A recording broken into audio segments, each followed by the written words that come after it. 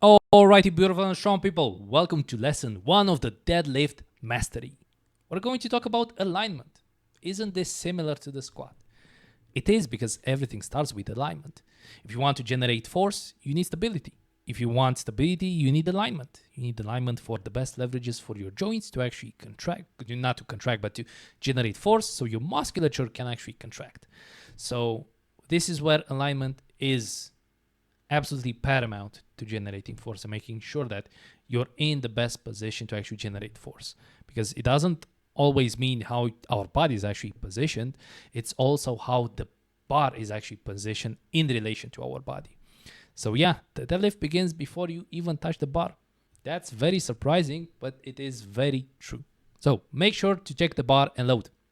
How many times did I misload it? And when I started to pull, I just felt like, what the fuck is going on?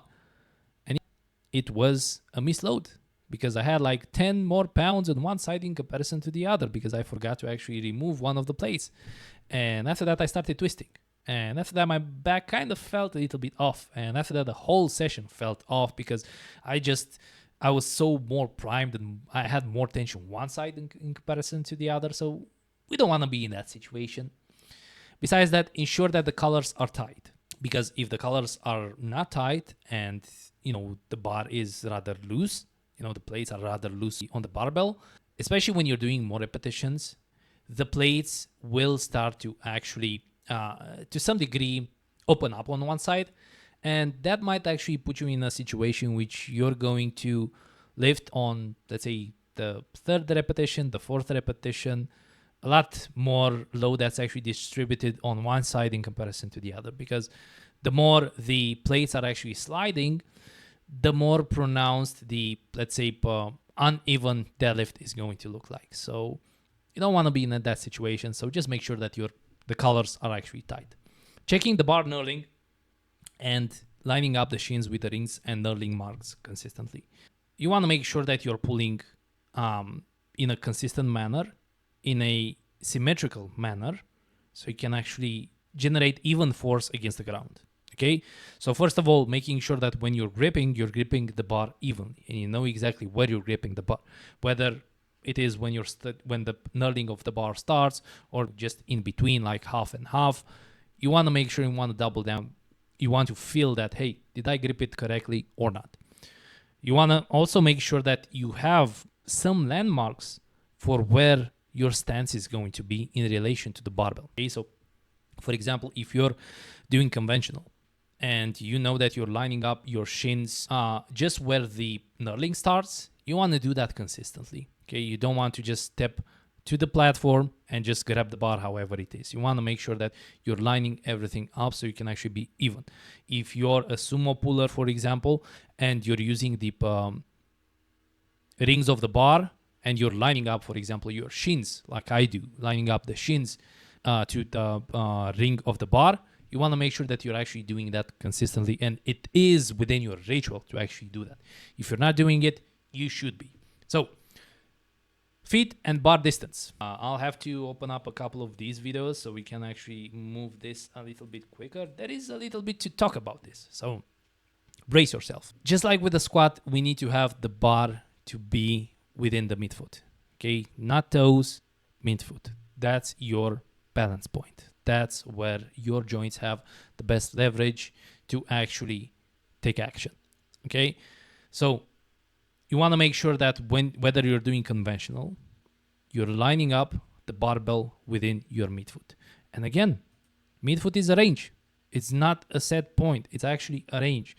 So you want to make sure that it is within that range, and you can actually play around. Do I need to have a little bit more distance between myself and the bar, or do I have to be a little bit closer? Usually with the sumo, you will want to have the bar a little bit closer to you, okay?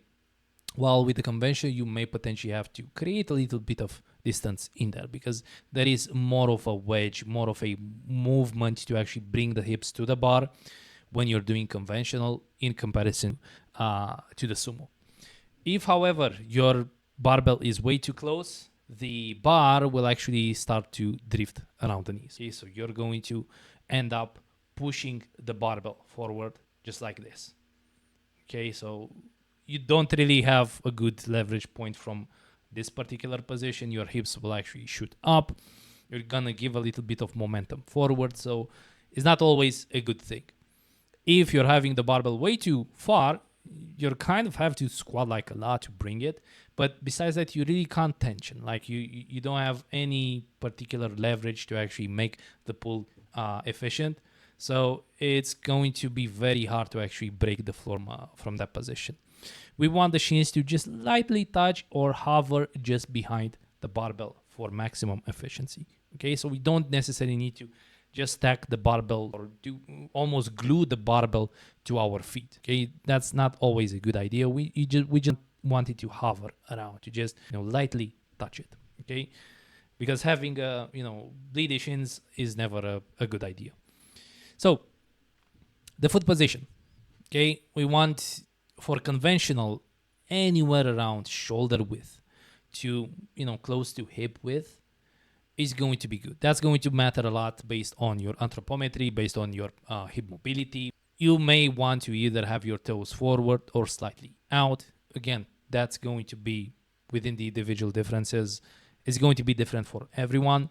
But ideally, we want to have the grip, the stance relatively narrow, and it shouldn't go too far out from shoulder width. It can go just slightly outside shoulder width, but we don't want to overly go at that point. Now, with the sumo, obviously, we're going to go with a wider stance, but that doesn't necessarily mean that we need to go to a max stance. So, for example, touching our toes with our plate. The wider you go, the easier it's going to be off the floor, but the lockout is going to be shitty. So it's going to be very, very hard to actually do the lockout.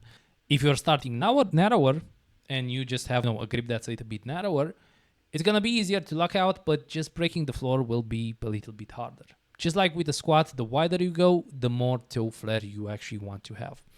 As a general rule of thumb, you kind of want with sumo to have your knees stacked over your ankles. So you want to make sure that you're having this sweet 90-degree angle between your pretty much your tibia and your femur. So this is where you're going to find the best possible, not the best, but more close to optimal force generation against the ground. Okay, so you can really feel the foot root. You can really connect with rooting your feet, and you can really press against the ground, so you can actually generate force against the ground to actually break the floor. So body to bar landmarks. The shoulders should end just over or slightly in front of the bar.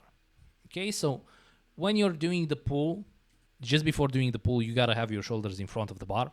But when you're doing the, let's say the wedge, you want to be close to lining up the barbell to your shoulder. And this is going to be a little bit different between conventional and sumo. With the sumo, you may potentially be in a position in which you can actually really line up, the barbell to your shoulders. With convention, you may potentially need to be just slightly a little bit in front. So you're going to see that right now, if I were to actually grab the base of the barbell and just go up, you would notice that I have, the shoulder just a little bit in front. Okay, so it's not perfectly lined up, but you're going to notice on the sumo, however, because I also have a sumo execution comparison in here, you're going to notice that the way I'm actually setting up, my shoulders are a little bit closer to lining up with the barbell. They're still not lining up, but they're closer to actually lining up with the barbell. Okay, so the shoulder is slightly more backward.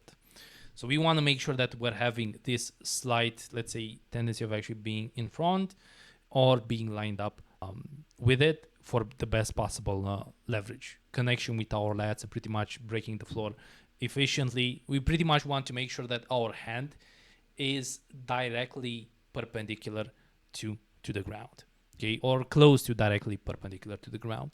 And the same thing with the shins.